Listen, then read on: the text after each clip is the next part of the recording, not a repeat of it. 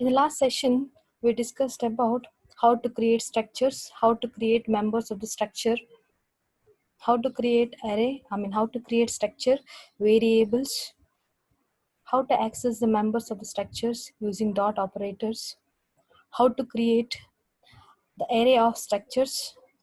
So in today's session, we discuss about a simple program to read employee number, name, salary, and print the details if the salary is greater than 5,000 using the concept of structures.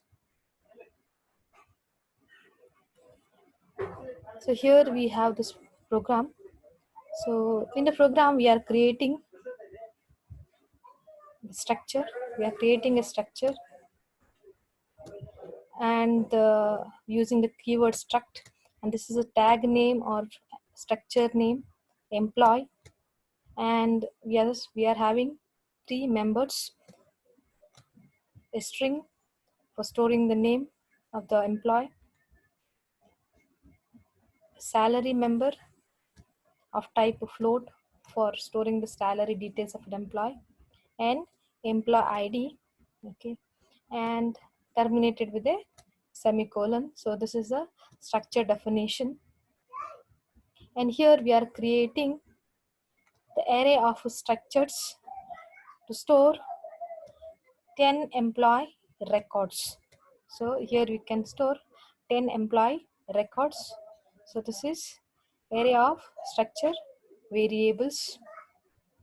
So this is a syntax which we already discussed. So here enter the number of employees. So maximum we can store 10 employee records. So let me take the value of n is equal to 2. Okay, I want to store only 2 employee details. For I is equal to I, so I will start with the 0 and to check the condition I is less than 2. Yes, condition is true. So first we'll enter the first employee details. So enter the details of employee I plus 1. What is the value of I? I plus 1 means 0 plus 1, that is first employee detail. So this program we have already discussed. Okay.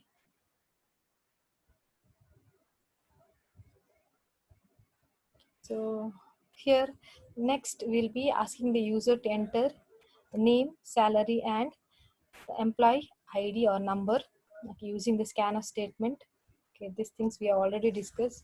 Next,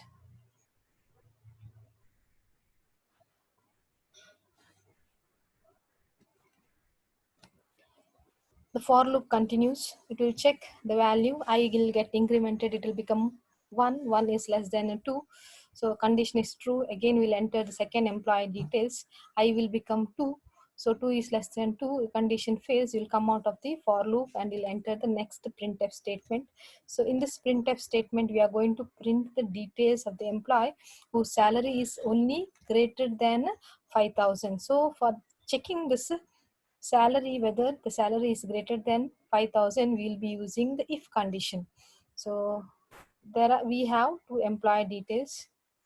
Okay, so we have to, among these two employees details, we have to check which employee detail is having the salary greater than 5,000.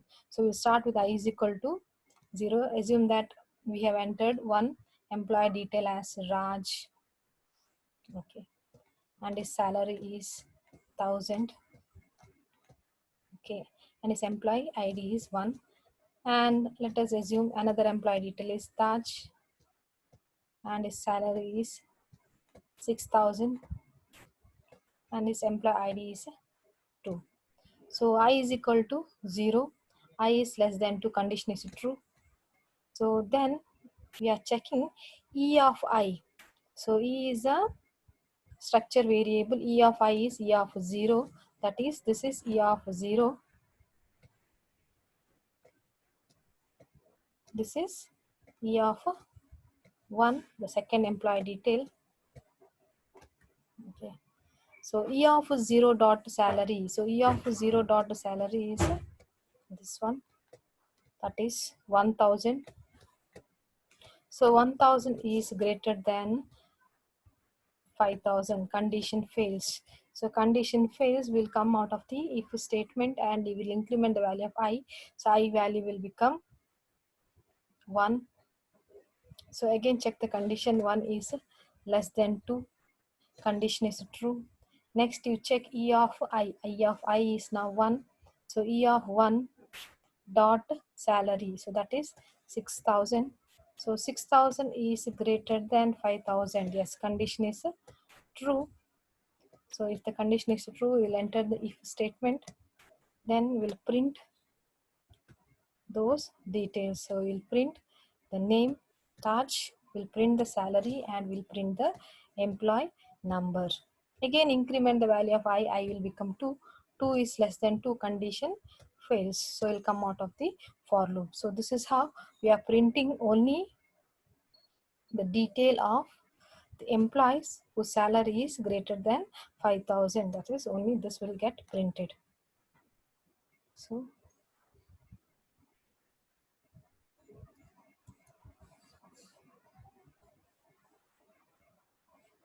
here we have a sample output. So enter the number of employees. We are entering employee number 2. So we are entering the details of the first employee. So this is the employee, first employee detail. Enter the details of second employee. So this is second employee detail. So among this, we are going to print only those salary which is greater than 5,000. So that is Taj 6,000, which is because it's a float, and is employee ID. Okay, only this among those two details, only this employee detail is having the salary greater than 5,000.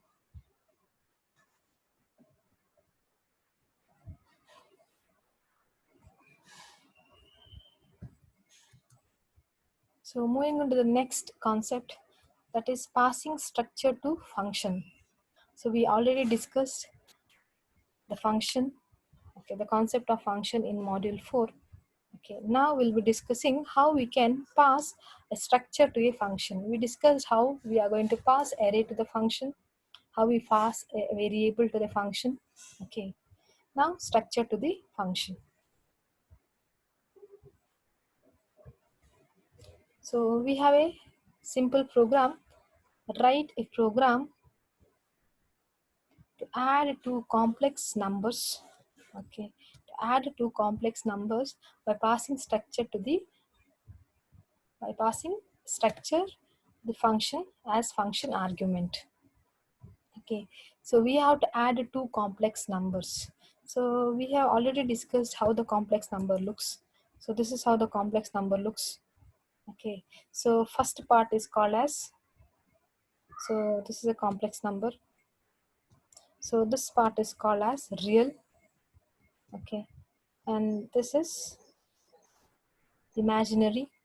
Okay, so it will be having two parts, real and imaginary parts. Okay, so we have to add two complex numbers.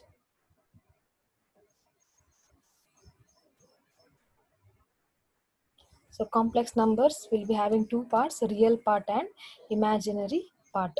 Okay, so the logic what we are going to follow is, so let us take the two numbers. Okay, this is our number, assume that this is our number. Okay, so I'm taking the same example. So this is my first complex number, so with the real and imaginary part. Okay, and this is my second complex number.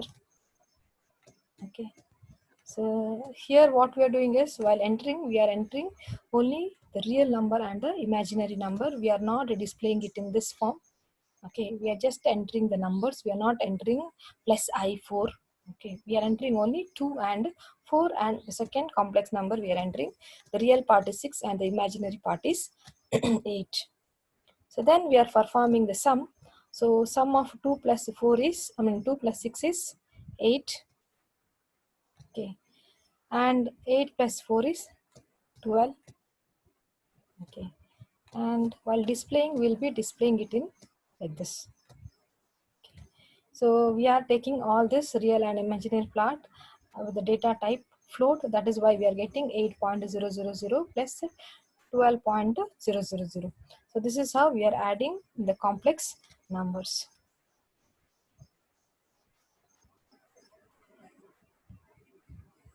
So let's understand the program. So we have declared a structure. The structure name is complex, the tag name is complex, and we have two members. Okay, the complex has two members. One is real, another one is imaginary. Real, I just write R and I. Okay, it is having two members, real and imaginary. Now, so I'll come to this later. Okay.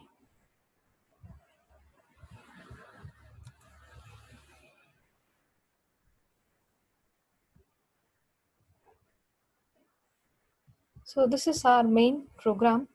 Okay. And we have created two variables of structure complex, that is C1 and C2. Okay. C1 and C2. So these are our two structure variables. Okay. So C1 and C2. So these two variables can access the member of the structure, that is real and imaginary. So first we are asking the user to enter the real and imaginary part of the first complex number. So this is C1 and C2 is taking the value for the two members, that is the real and imaginary. Okay. So by using the scanner statement, we are taking C1 dot real. So C1 dot real, what you have entered, it is 2. So we are entering 2, and C1 dot imaginary, we are entering 4. Similarly, we are asking the user to enter the second complex number, which is the details will be held by the variable C2. Okay, the structure variable C2 is holding the real and imaginary part of the second complex number. So we are taking the second C2 dot real and C2 dot imaginary. So that is real part is 6. We have entered 6, and the imaginary part that we are entering is 8. Okay. So these are the values of C1 and C2 for the real and the imaginary members. Now this is the function call. This is a function call. So what is the name that we are given to the function? Add is a name that we are given to the function, and we are passing the two structure variables C1 and C2. Now C1 is having what? The real and the imaginary part, real with the value 2 and imaginary with the value 4. And C2 is having the value real as a 6 and imaginary as 8. So we are calling this a function add. So the control, so when the program encounter the statement, directly it will search for the function definition. So here we are having the function definition. So this is our function definition. So since it is a complex number, okay, so this is how we are taking the two complex number variables. So this is syntax we are following. Okay, same as we take the integer variable. So in integer variable we write int a comma int b. So since it is a structure, so we are writing struct name of the structure complex and the variable name C1. Similarly, struct complex C2. Okay, now C2 is having 2, C1 is having 2 and 4, and C2 is having 6 and 8. Okay, and one more we are creating a variable, okay, of the structure complex, that is temp. Okay, so this is one more variable we are creating of the way of the structure complex. Okay, temp. So this will be also having two members. Okay, one is real, another one is imaginary.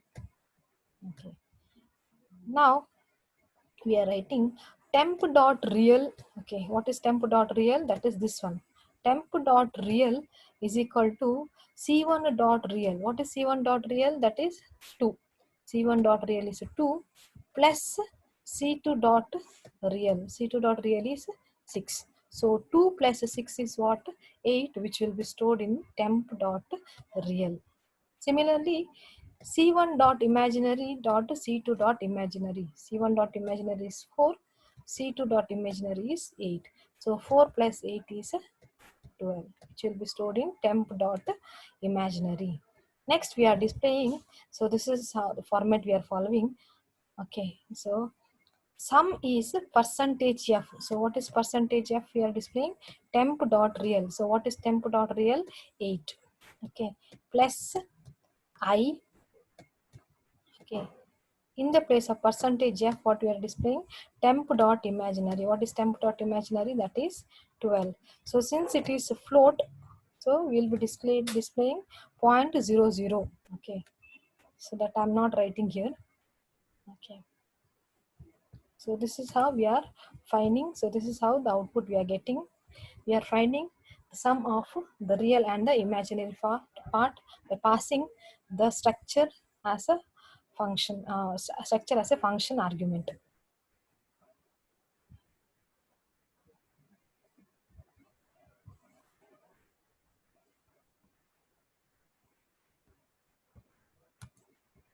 So moving on to the next one, next nested structures.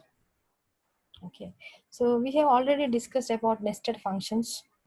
Okay, so what is nested function? So within one function we will be having another function. The same concept. Okay, the same logic here. In nested structure we will be having one structure inside another structure. So that is called as nested structure. Okay, so there are two ways to create a nested structure. The first one is embedded structure declaration. Another one is two structure declaration. So there are two methods. Sometimes they may ask in the exam, explain nested structure concept. Okay, or explain the two ways to create the nested structures. So there are two ways. So we'll be discussing these two methods for creating the nested structure. One is embedded structure, another one is two structure declaration. So first one is embedded structure declaration. Okay.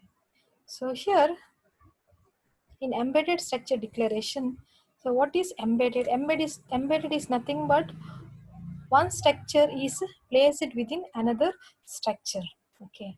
Now here we want to store the employee, or here we have taken the example of employee. We want to track or record the employee details. So what are the details we want to record? We want to record, okay, name of the employee. Okay, we want to record the salary of the employee. We want to record the employee ID of the employee ID. And one more thing we want to record, that is date of birth. Okay, date of birth of the employee. So this date of birth in turn will be having three fields, right? So date of birth will be having a date, okay, a month and a year. Okay, so we have to store the details of these details of an employee. Okay, name, salary, ID and date. So for this we are using the concept of a structure. Okay, so how we are creating the structure? So we are creating a structure employee. Okay, for structure for storing the employee we are creating a string, float for storing salary, ID for storing the int for storing the ID. So this three we have already discussed. So this little bit the new one. Okay. So how to store the date? So for storing the date, we are creating one more structure. So struct date. Okay. So inside that we are be storing int date, int month and int year. Okay. And this is one more way of creating the variable of a structure. So what is a variable of a structure we have created? So doj. So this is one way of creating the variable of a structure. So this one we have not discussed. Okay, so creating the structure variable. So like this also we can create the structure variable instead of writing struct. So instead of writing struct date dog. Okay, instead of writing like this, we can create the structure variable something like this. Okay, before the semicolon, write a variable name. Okay, so this is the embedded structure declaration. So now we'll understand how to access this embedded or nested structure members. Okay, you know how to access the structure members. Okay, how using dot operators, right? Using dot operator we'll be accessing the structure members. Okay, same way we will be accessing the nested structure members. We'll understand this with an example. Okay. So take this example. So this is our nested structure, okay, for employee, where we are storing name, salary, and ID. And for storing the date, we are creating one more structure. Okay. Now, here we are creating the variable of the structure employee. So what is the employee structure? E. Okay. So we are creating a variable E. Now, here I'm assigning the values for those, or initializing the values for those nested structure, okay, members, that is a date, month, and year. Okay, so how we have to initialize? So apply variable E dot, okay, dot dog. What is dog?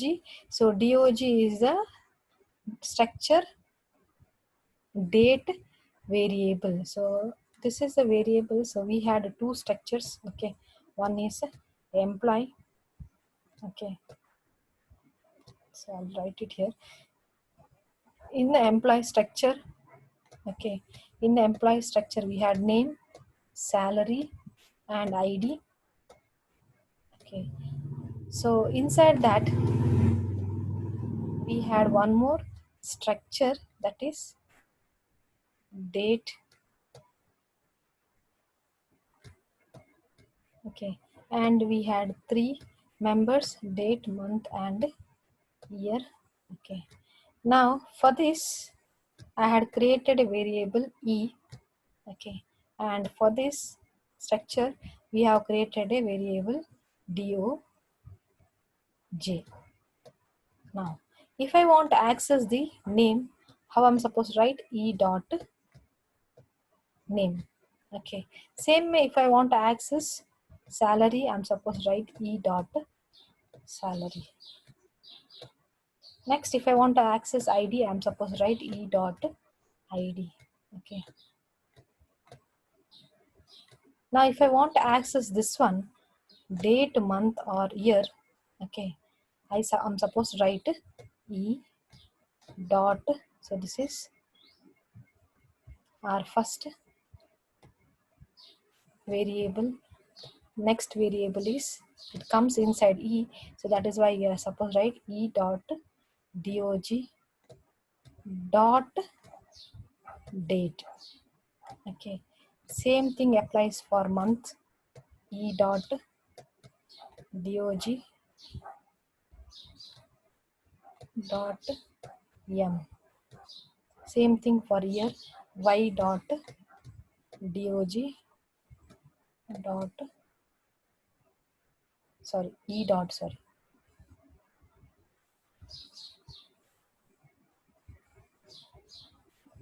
E dot dog dot y. Okay, so this is how we are accessing the nested structure members. So same way, if I want to access the value, I'm supposed to write it like this. Okay, now this printf statement, how to give printf statement? Date of joining the employees, E dot dog dot date. So what is the value of this E dot dog dot d? It is 10. So it will display 10. Okay, month is 1 and year is 2015. Okay, so this is how we will be displaying the output. Okay, So this is one example for showing embedded structures.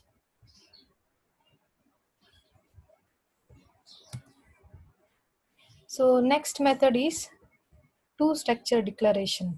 So this is one more way of creating the nested structure using two structure declaration. So this here what we have done is we have created the two structures. Okay. So first we'll discuss employee structure. This is our main structure, employee. Okay, inside that we have created name, employee number, salary. Okay, and we have one more structure, that is date, with the three members D, M and year. Okay, and what we have done is, okay, in a two structure declaration we are creating the reference for this structure.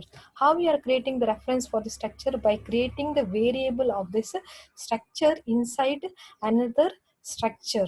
So inside employee structure we are creating the reference for the above structure by writing struct date, and we are creating the variable of that structure. Okay, so inside employee we are not writing the structure date, but instead we are creating the reference by writing the structure variable. Okay, by writing the date structure variable. So this is one more way of creating nested structure. Okay.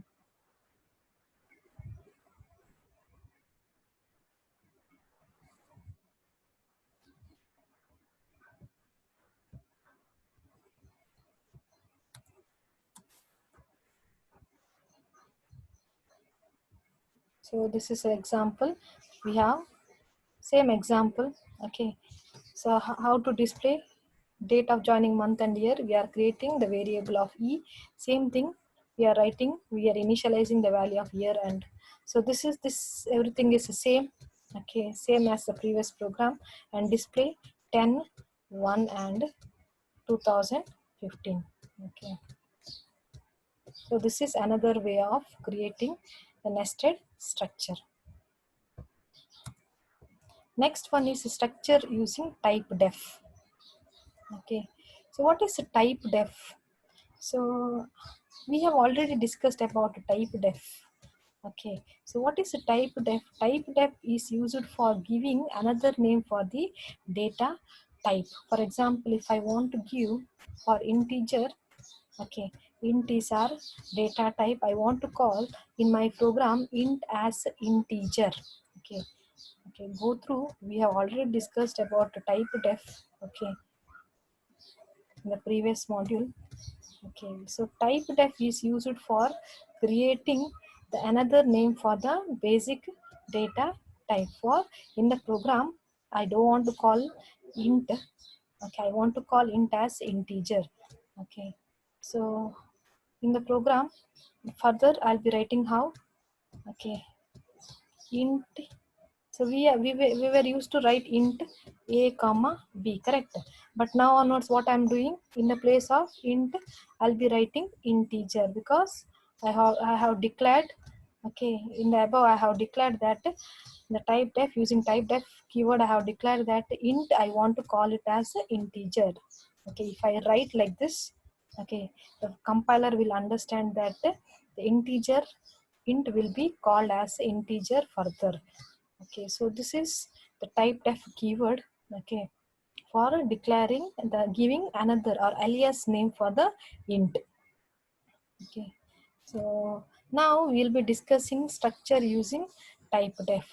So structure defined using the keyword type def is called as type def defined structure. So we can also create our user defined data type structure using type def keyword. Okay, so we'll understand this with the program. Okay, so this is how we are creating the structure using type def keyword. Okay, go through the syntax. Okay, type def struct keyword. Okay, inside that create the members and create a tag name, give the name for the structure. Okay,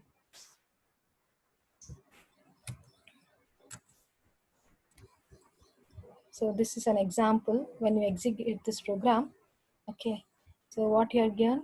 So this is how we are creating the structure using type def definition, type def keyword. Okay, so this is the type def keyword structure definition, and we are creating a variable of structure employee and initializing the names, initializing the values for name, member, salary, and employee ID. And here we are displaying those details. Okay. So this is an example how we can create the structure using type def keyword. Okay. Try to execute this program. So sometime they may ask you in the exam, explain the difference between the array and structure. Okay. So both the concepts we have discussed, structure we know, arrays we know. Okay. So now you have to write the difference. Okay, so array is a collection of elements of a same data type. So same data type. If I write int a comma a of 10 means all the 10 elements should be of integer type. Whereas a structure is a collection of element of a different data type. So here in the example, we have created a structure employee. Inside that we can have members of a different data type, correct? Character we can have, integer we can have, string we can have, float we can have, okay, of different data type. Array we can have, okay. So array is called as a derived data type, whereas structure is called as user defined data type. In array we are using index, or we call it as subscript, for accessing the elements of the array, correct, right? We'll be writing a of 0. So we'll be writing a of 0. Right. A of 0 is equal to 10. So first element a of 0th position we are storing 10. Same way we will be writing a of 1 is equal to 20. So how we are accessing, how we are dealing with the elements of the array by using the index. So this is 0, 1 and all, they are called as index, correct? So but whereas in structure, okay, we use a special dot operator for accessing the members of the array, correct? We are creating the variable and we are accessing the members. So array is a pointer to the first element of it, but whereas structure is not a pointer. So this is what you have to remember: structure is not a pointer, but whereas an array is a pointer to the first element.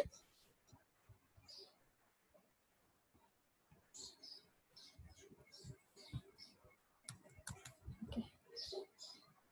So next we'll be discussing about pointers in the next session.